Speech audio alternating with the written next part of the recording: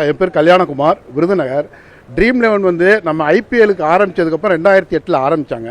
அதில் வந்து கேம் வந்து ஒரு டீம் செலக்ட் பண்ணி விளையாடுறது மாதிரி ஒரு ஆப். அது 2 பேர்லேருந்து குறைஞ்சது 2 பேர் விளையாடுறது, அதிகம் 1,66,00,000 பேர் வரைக்கும் விளையாடுறாங்க. அதில் 20 கோடி சப்ஸ்கிரைபர் இருக்காங்க. இப்போ 4 பேர் விளையாடுற கேமில் 2 பேரோ 3 பேரோ பப்ளிக் வந்தாங்கன்னா அவங்க ஒருத்தரோ 2 பேரோ வச்சு அவங்களே வின் பண்ணி பணத்தை எடுத்துக்கிறாங்க. கம்பெனி ஆட்கள் அவங்களே டூப்ளிகேட் டம்மி பேர். இதில் வந்து பார்த்தீங்கன்னா இந்த ஒரு கம்ப்ளைண்டில் எழுதியிருக்கேன், ஜாக்கி புச்சுங்கிறவர் ஒரே நாளில் 16,000 விளையாடிருக்கார். அது மாதிரி நான் ஒரு 200 லிஸ்ட் எடுத்திருக்கேன். அந்த 200 லிஸ்ட் இதில் இருக்குது. இது வந்து ஸ்மால் லீக்கில் மட்டும் இப்போ 20 கோடி, அந்த 200 பேர் 20 கோடி கேம் விளையாண்டுருக்காங்க. அதோட மதிப்புப்படி 50% அவங்க வின் பண்ணாங்கன்னா கூட 33,000 கோடி இருந்திருக்கும்.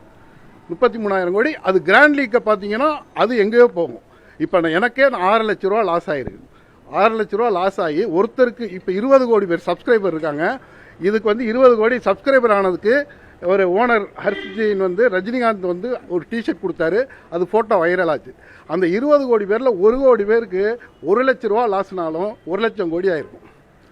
இது வந்து அதாவது ஒரு 10,000 ரூபாய்க்கு மேலே ஜெயிச்சா டிடிஎஸ் பிடிக்கணும் 30%. அது கவர்மெண்ட் பிடிச்சி வச்சுக்குவாங்க. அது 1 வருஷம் கழித்து தான் கொடுப்பாங்க.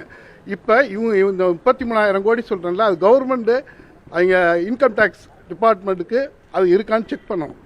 இதில் வந்து பார்த்தீங்கன்னா அந்த 1 கோடி பேர் 1,66,00,000 விளையாடுறாங்களே, அதில் 5% அது வின்னிங் அமௌண்ட் எல்லாமே அவங்க எடுத்துக்கிறாங்க. இன்னைக்கு பார்த்தீங்கன்னா 9,999 ரூபா ஒரு கேம் இப்போ இருக்குது.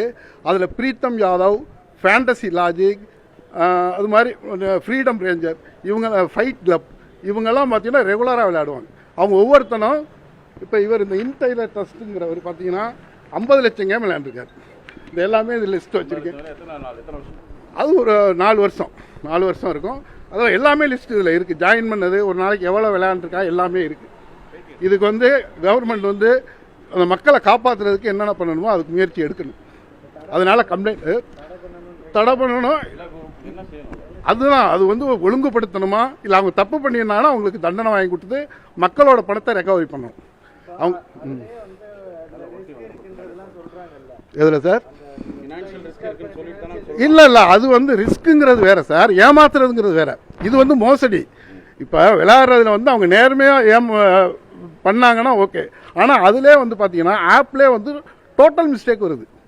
இப்போ அதில் நான் வின் பண்ணியிருக்கிறது ஒரு 50 கேம் விளையாண்டுருப்பாரு. அதை மட்டும் கவுண்ட் பண்ணால் 45, 40 டோட்டல் மிஸ்டேக் வருது.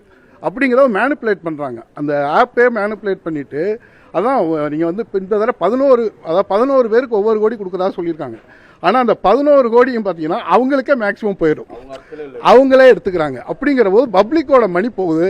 அவங்க எவ்வளோ பேர் இந்த நேற்று கூட ஒரு ரம்மியில், ஏன்னா இந்த கேமில் வந்து அதிகம் விளையாடுறது வந்து நார்த் இண்டியன்ஸ் தான் அதிகம் விளையாடுறாங்க. தமிழ்நாட்டில் கொஞ்சம் கம்மி தான். அதனால் அவங்கள காப்பாற்றணுங்கிறதுக்காண்டி நான் வந்து எனக்கு தெரிஞ்சதுனால நான் சொல்கிறேன். நான் வந்து ஏற்கனவே வந்து சென்ட்ரல் அதுக்கு வந்து புகார் கொடுத்துருந்தேன். அடுத்து சைபர் கிரைமில் கொடுத்துருக்கேன். இப்போ இது வந்து நம்ம தமிழ்நாடு டிஜிபிக்கு நான் விருதுநகரோட எங்கள் போலீஸ் ஸ்டேஷன் எங்கள் எஸ்பிக்கு கொடுத்துருக்கேன். என் பேர் கல்யாணகுமார், விருதுநகர். நான் வந்து ஒரு டாப் 10 சினிமான்னு ஒரு ஆப் டெவலப் பண்ணேன். அதுக்கு போகும்போது அதை ரிசர்ச் பண்ணும்போது தான் இதை நான் கண்டுபிடிச்சேன்.